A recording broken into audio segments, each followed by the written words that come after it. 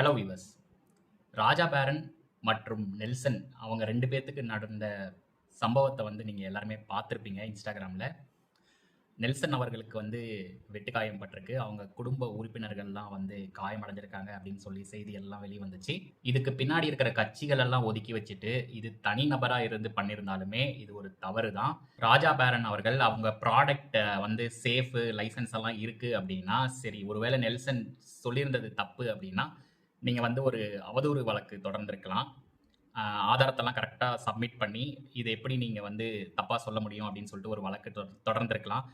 சட்ட ரீதியா வந்து இத அணுகியிருக்கலாம். அதிகாரத்த வந்து கையில எடுக்கிறது வந்து ரொம்பவே தப்பு. அதேபோல நெல்சன் அவர்களுக்கும் நான் சொல்றது என்ன அப்படின்னு சொல்லி பார்த்தீங்கன்னா, நீங்க ஏதாவது வந்து சோசியல் மீடியால வந்து அ பேசுறீங்க. இந்த மாரி இவங்க இந்த மாதிரி பண்ணிட்டாங்க. அவங்களுக்கு இவ்வளோ சொத்துக்கள் இருக்கு அப்படின்ட்டு. ஒருவேளை நீங்க வந்து இது முறைகேடான வகையில வந்து இது வந்திருக்கு அப்படின்னா, இத வந்து நீங்க ஒரு வழக்கா தொடர்ந்திருக்கலாமே.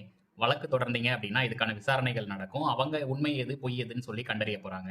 இது எதுக்கு வந்து ஒரு சோசியல் மீடியால, மாஸ் மீடியால கொண்டு வந்து, இத வந்து நீங்க வைரல் ஆக்கி, ஒருத்தங்களுக்கு மேல வந்து அ கெட்ட பெயர் வந்து ஏற்படுத்துற மாதிரி பண்ணணும் அப்படிங்கிறது எனக்கு ஒரு கேள்வி இருக்கு. இத பத்தி நீங்க என்ன நினைக்கிறீங்கன்னு கமெண்ட்ல மறக்காம சொல்லுங்க. Instagram மாதிரியான சோசியல் மீடியாலாம் வந்து ரொம்ப பவர்ஃபுல்லான டூல். அத வந்து ரொம்ப நல்ல விதத்துல யூஸ் பண்ணலாம்.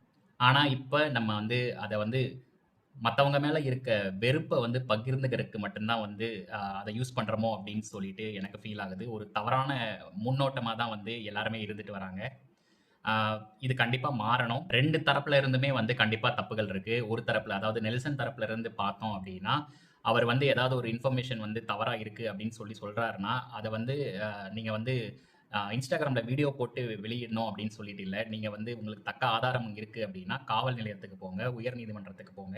அங்க போய் வழக்கு தொடருங்க. ஏன் நீங்களே ஒரு அட்வொகேட் தான். நீங்க அத பண்றதுல என்ன பிரச்சனைன்னு எனக்கு தெரியல. அதே சமயத்துல ராஜா பேரன் அவங்க பெர்சனல் விஷயமா இருந்தாலுமே, அத கையாண்ட விதம் மிகவும் கண்டிக்கக்கூடியது அப்படின்னு சொல்லி இந்த வீடியோவ நான் முடிச்சுக்கிறேன். Thank you.